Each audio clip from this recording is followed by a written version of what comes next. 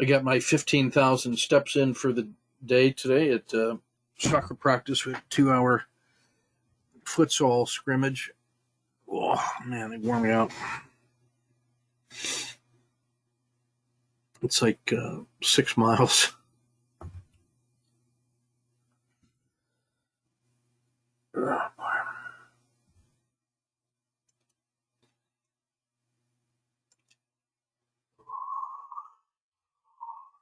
Okay, good evening, guys. Thanks for your patience. Ken at Tortoise Capital. This is the nightly strategy podcast for October 27th, 2020. Let's get her started. So yesterday we had the big break of that price level, and it drove down to a new 10-day low halfway, between Z1 and Z0. Made that new 10-day low.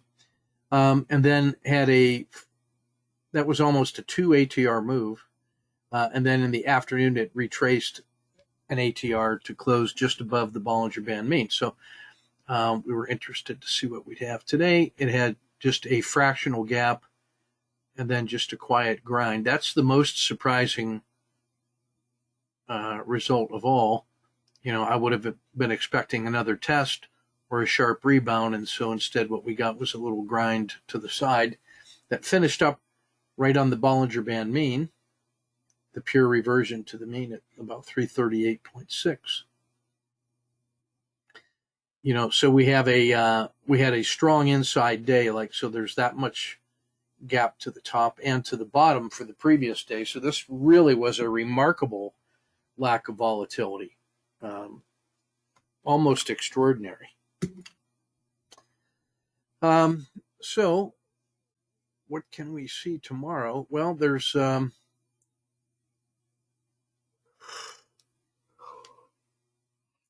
we're still in the bottom third of the 10-day range, which stretches from 352 to 335. We're still in the bottom third of that. Actually bottom fourth, with price here compared to the low and the 10-day high. You can see we're in the bottom 20%, so it's still going to be oversold, and that sets up a channeling series. And with the relatively small size of today's range, that's going to set up a nice breakout in either direction. So what we're hoping for is an open inside of today's price range, and then a breakout where we could get long here, or a breakdown where we could get short there. On the short side, we're looking at the 10-day low, and then there's nothing all the way down to to Z1. So a move to 331 could definitely be achieved tomorrow. Further, there's the long-term fair value and the belly of the dragon all coming in at this cluster here at around 328. Then it's the Z2 and the RL10 belly, which also represents about a 10% sell-off from the previous swing high, which would get us down to 323. On the upside, it's got to get through the high of the day, the skin of the dragon, spine of the dragon, top skin of the dragon, and then Z1, and that gets us all the way up to 346.5, 342, 44, 46. And then it has to get through the hump of the dragon here, the dragon peak, call it 348, for this really to become a long and strong move. So I see this range in here, this big square, as the yellow zone between the bottom of the dragon and the 10-day low, and that any price action in here is noise until we get a breakout from that larger box. So I'm going to start with the smaller box first for intraday, and then if it breaks out above the larger box, then that's where I would be adding swing trades. So I would only be day trading inside this range. if it has to break out of here before I would hold a swing. Okay, so we've almost completed the that whole yin yang move. The down, up, and all the way back to the Bollinger Band mean. So that's what ties this all together, from the peaks to the crossing points of that Bollinger Band mean. We've almost completed that. So now that's why that's not unreasonable.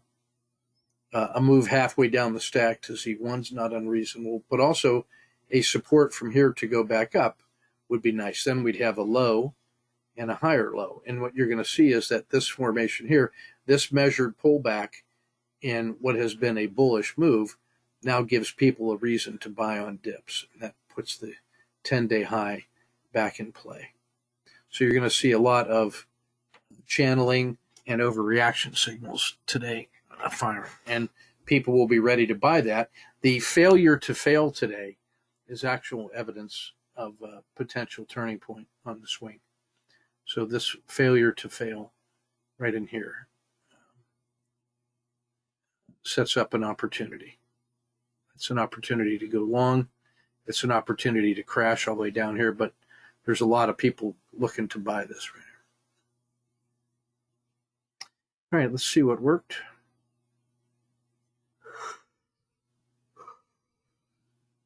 Yeah.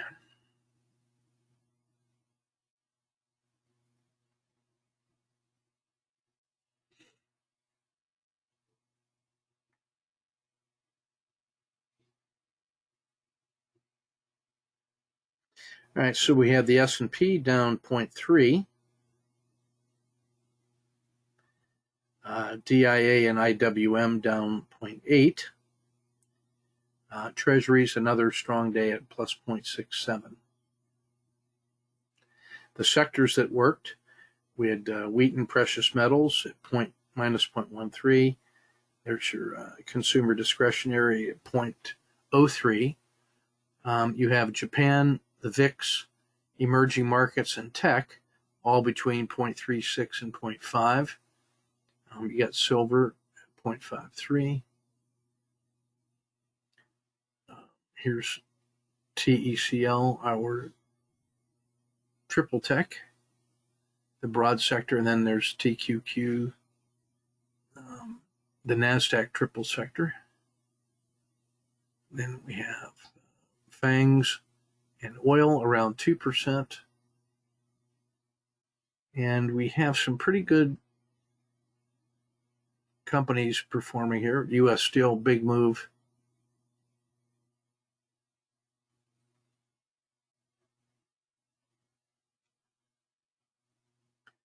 At 4.8. Have Twitter, Salesforce, and Amazon, best of breed here between 2.5 and 4 3/4. Nikola 2.3, Nvidia 2%, Microsoft, Apple, Tesla, Google. So you can see the strength in tech. That's all tech so far. First non-tech, Procter & Gamble 0.75, returning to glory. Walmart 0.5, and we've highlighted both of those as best of breed in the non-tech areas. Home Depot, another nice move at 0.3. And then on the downside, we have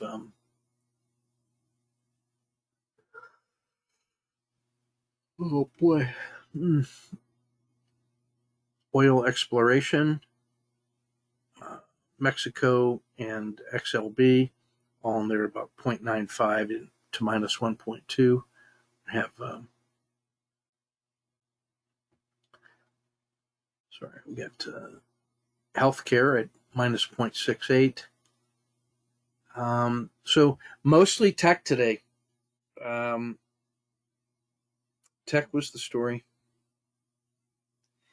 And I would say a secondary story is that, is that silver or?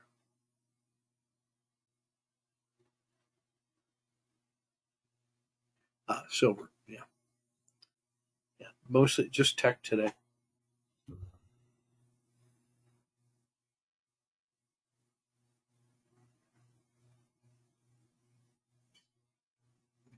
See that one. All right, let's shift to the daily report so we can get you some time to prep.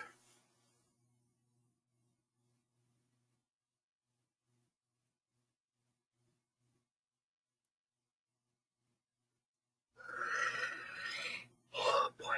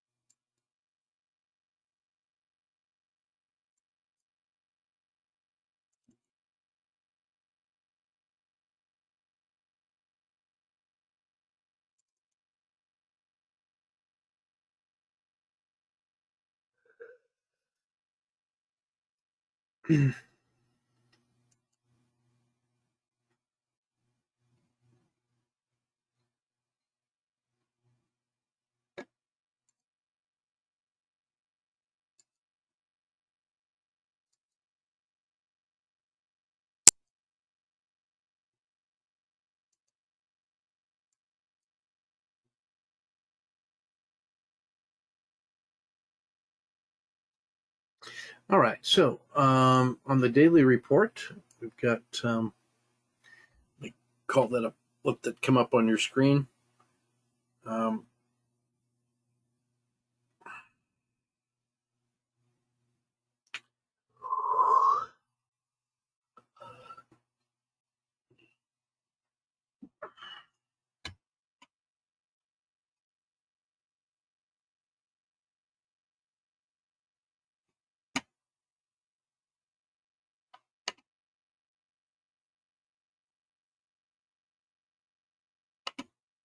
Boy, that lag is bad. Let me pause for a second. Let me, no, there we go. Okay. All right, so we've got bullish normal conditions still. We were dreadfully oversold on the 10-day and the 3-day yesterday, but today's little had a bit of a recovery flavor to it.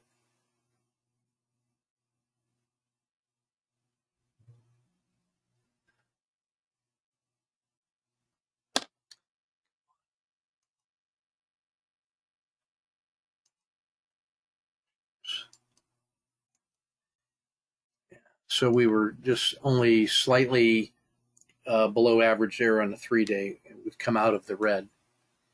We are still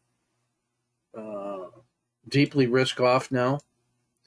And the risk, see, it's still warning us about the swing trades. You'll notice plenty of overreaction and channeling rules, as I said before. This is actually postured for a nice rebound here after 7 or 8 days of suffering. The 10-day min pains, Procter, Walmart, Coke, Nike, and Verizon. That's a pretty good lineup of 5 relative strength leaders right there. And then the ones suffering, Intel, IBM, American Express, Boeing, Cisco, along with the energy sector, XOP and XLE.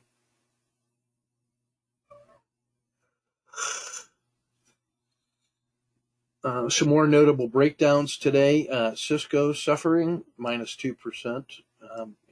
IBM got smoked, minus 1.5%. Intel just can't do anything right. All of them experienced 10-day, 1-month, 3-month, and 6-month lows today. 3M got into the act with a minus 38 on the 10-day NDX. Merck had a little breakdown, and so did Visa.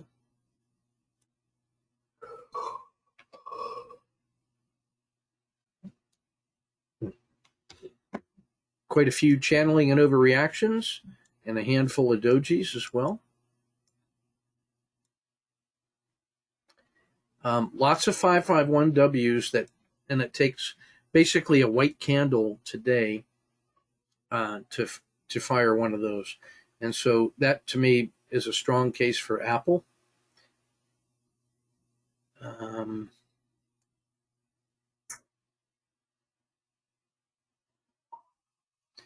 I like Microsoft here as well. That's a 551W. It's a 2.9 3.1 on the auto framer, but it was also a percent winner today at plus 1.5%. I also like Procter just because I like Procter.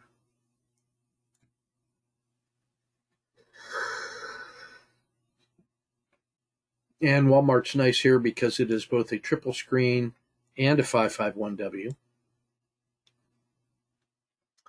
In the ETFs, we just have a boatload of channeling and overreactions. Let me let that come up on your screen.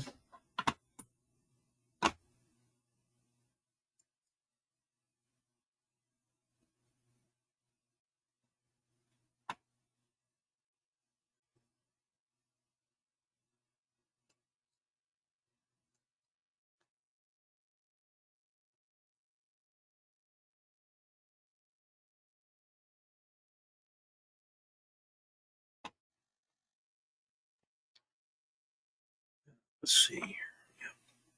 And lots on the auto framer to choose from. Plenty to choose from there. And quite a few 10-day breakdowns as well.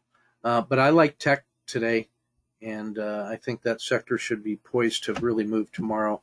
Keep a real close eye on Twitter. I just think that's going to work. The Qs at a 551W, that's good. So was XLK. And even the defensive player gold was a 551W. Auto framer has 20 excellent symbols to choose from. Too many to call.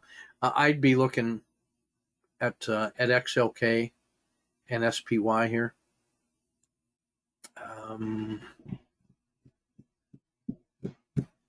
Yeah, I think that's where I'd be focusing. I like XLB. The steel was pretty good today.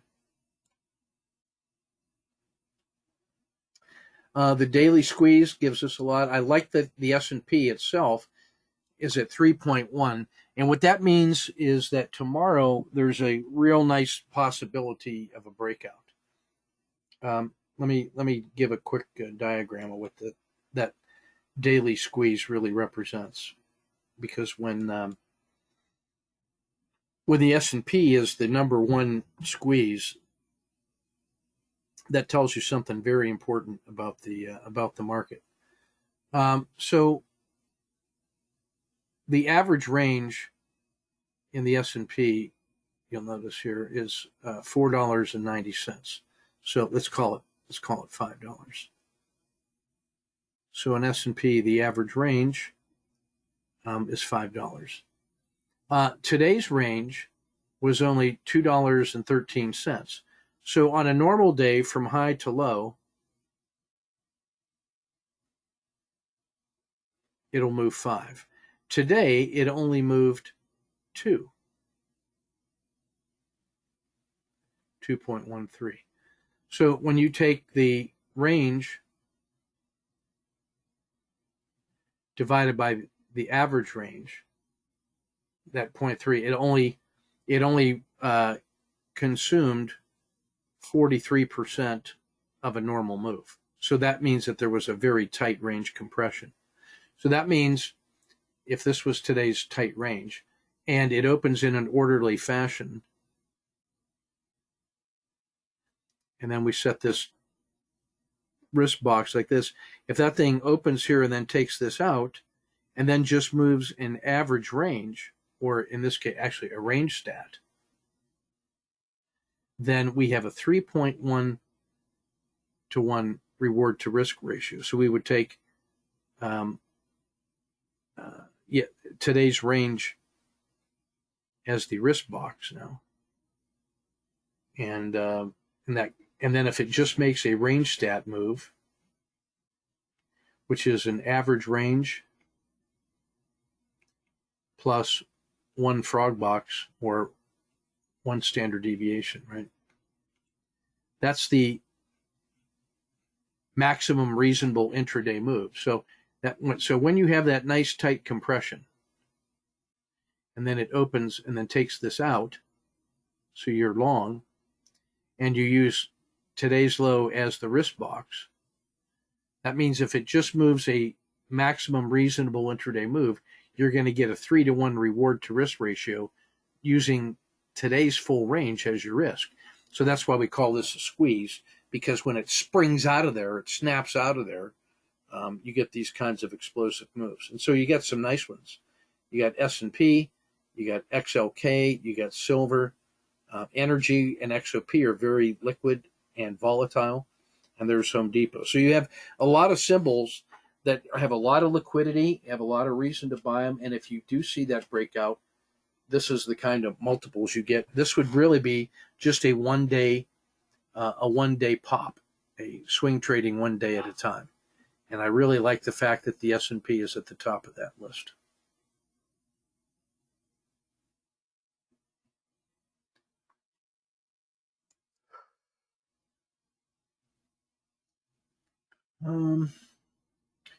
Still have a predominance of symbols in the fall. The ones in the winter are the ones, or the summer are the ones that are poised to do some favorable moves. Brazil, Latin America, silver and gold.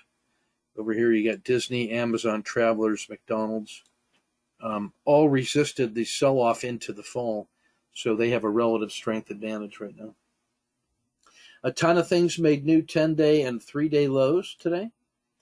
And so that means correspondingly the things that did well, like Apple, Salesforce, and Procter, all feel pretty good.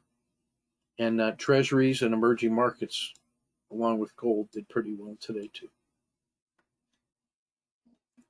All right, that's everything I wanted to cover for today.